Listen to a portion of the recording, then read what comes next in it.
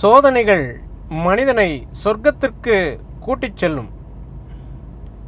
ரொம்ப அற்புதமான ஒரு விஷயந்தான் இது. அதாவது சொர்க்கத்துக்கு போகணும்னா நரகத்தின் வழியே பயணம் பண்ணால் தான் சொர்க்கத்துக்கு போய் சேர முடியும். நரகத்தின் வழியில் பயணம் பண்ணாமல் சொர்க்கத்துக்கு போய் நிச்சயமாக சேர முடியாது. நரகம்னா அது என்னன்னா, வாழ்க்கையில் மிகப்பெரிய துன்பங்களையும் சோதனைகளையும் தடைகளையும் தாண்டினால் மட்டுமே ஒரு மனிதன் சொர்க்கத்திற்கு போய் செல்ல முடியும் என்பதுதான் உண்மை. சொர்க்கத்திற்கு போய் செல்ல முடியும் அப்படின்னா என்ன அப்படின்னு கேட்டிங்கன்னா, வாழும்போதே இந்த பூமியில் நீங்கள் பல பிரச்சனைகளை நீங்கள் தகர்த்தெறிஞ்சால் மட்டுமே இந்த பூமியில் சிறப்பாக பிற்காலத்தில் வாழ முடியும், சந்தோஷமாக வாழ முடியுங்கிறது தான் உண்மை. அதுதான் சொர்க்கங்கிறது. சொர்க்கம் அப்படின்னா வாழ்க்கையில் எப்பொழுதுமே நம்ம சந்தோஷமாக இருக்கிறது தான் சொர்க்கம். சொர்க்கம்னு ஒரு தனியாக அதுக்குன்னு ஒரு இடம் கிடையவே கிடையாது. இந்த பூமியில் இந்த பிரபஞ்சத்தில் நீங்கள் வாழும்போதே சொர்க்கத்தை பார்த்துடணும் அப்படின்னா அது நிச்சயமாக நீங்கள் வாழ்க்கையில் நரகத்தின் வழியை பயணம் பண்ணால் மட்டும்தான் சொர்க்கத்தை பார்க்க முடியும். உழைப்பு, தன்னம்பிக்கை, பலவிதமான சோதனைகள் இதை எல்லாமே கடந்து வந்தால் மட்டும்தான் ஒரு மனிதன் சொர்க்கத்தை அடைய முடியுங்கிறத உண்மை. சொர்க்கத்துக்கு கூட்டி செல்லும் வழி எதுனா நரகம்தான்.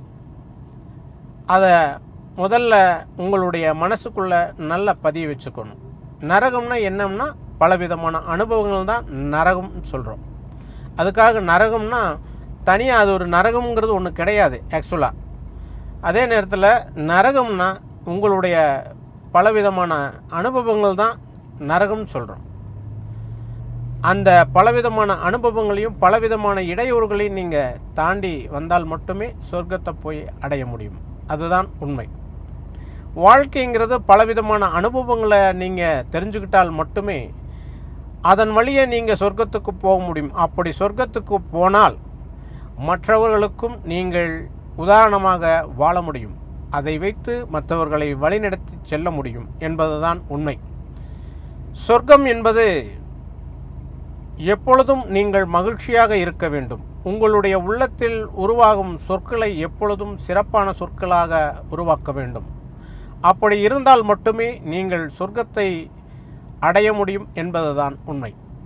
ஆகையால் வாழ்க்கையில் நீங்கள் எப்பொழுதும் நல்ல சொற்களை பயன்படுத்தி நல்லதாக நினைவில் நல்ல விஷயங்களை நினைவில் உருவாக்கி நல்ல சொற்களை பயன்படுத்தி நல்லபடியாக வாழ்ந்தால் இந்த உலகம் உங்களை எப்பொழுதும் சிறப்பான மனிதர் என்று நினைக்கும். ஆகையால் சொர்க்கத்திற்கு போகும் வழி நரகம்தான் என்பதை நீங்கள் நினைவில் வைத்து கொள்ளுங்கள்.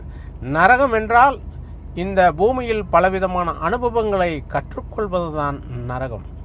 ஆகையால் நீங்கள் எப்பொழுதும்